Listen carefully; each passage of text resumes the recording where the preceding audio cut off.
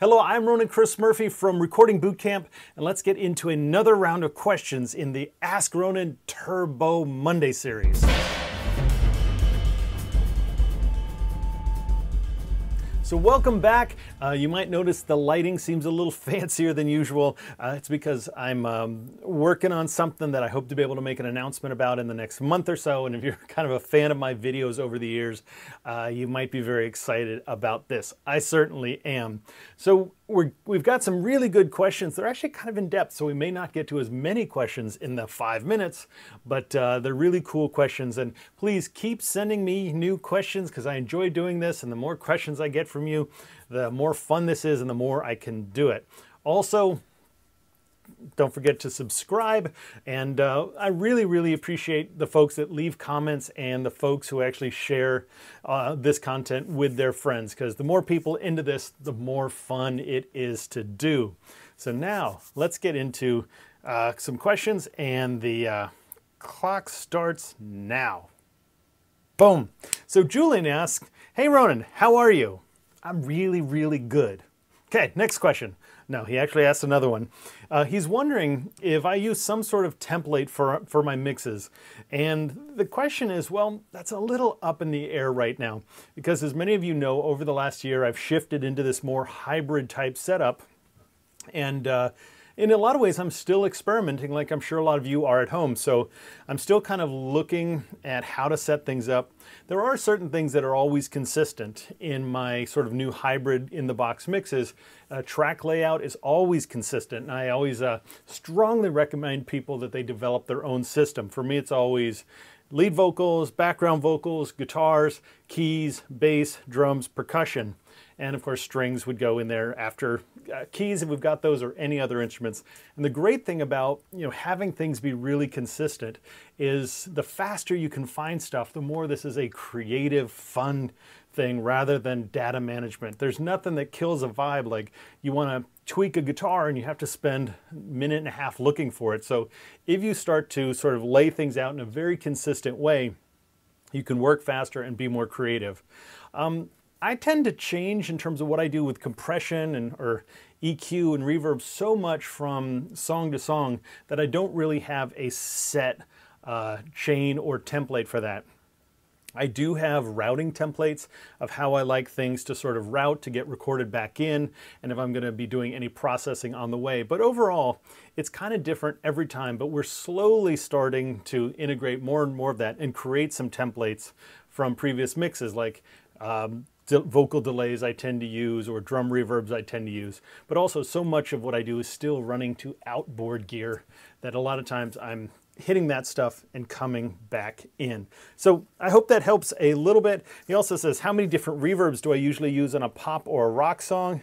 And the answer is usually about 2.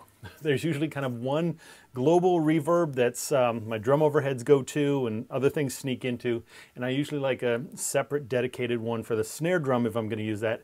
And also some mixes have no reverb at all. So I usually try and see how little reverb I can use and try and get depth and dimension in different ways, like using compression and subtractive EQ.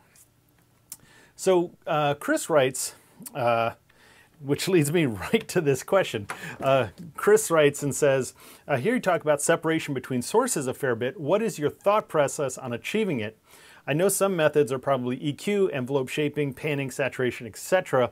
What clues do you look for to guide you to the right combination of methods? Well, really, the two biggest things to me are panning and subtractive EQ.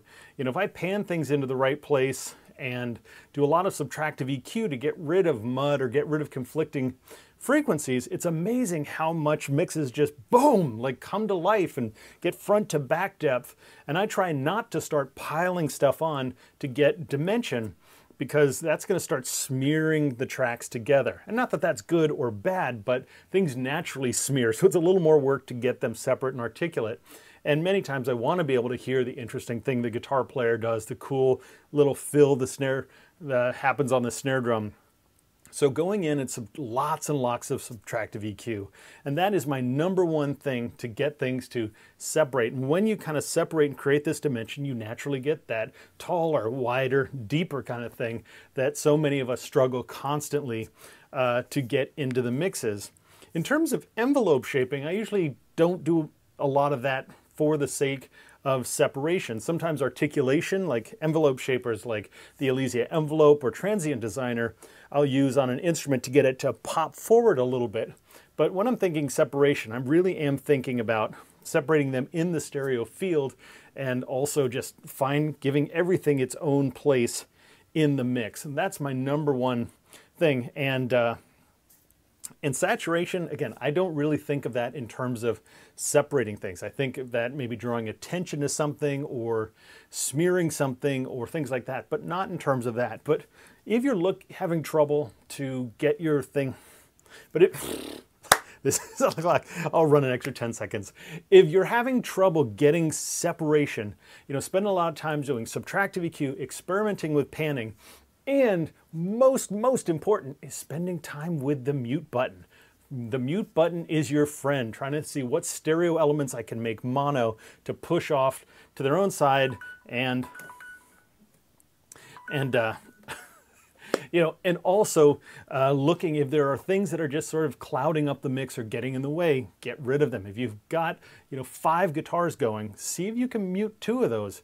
And if you can mute 2 of those and still get all the musical information, it's amazing how much everything else will start to come together. So that is past our 5 minutes. I hope this was a little helpful. And as always, please keep sending me questions here at this link. Keep subscribing because I love getting to do this stuff for you, and share this with your friends. And most importantly, just have fun with all this stuff and make a bunch of great music. All right, see ya.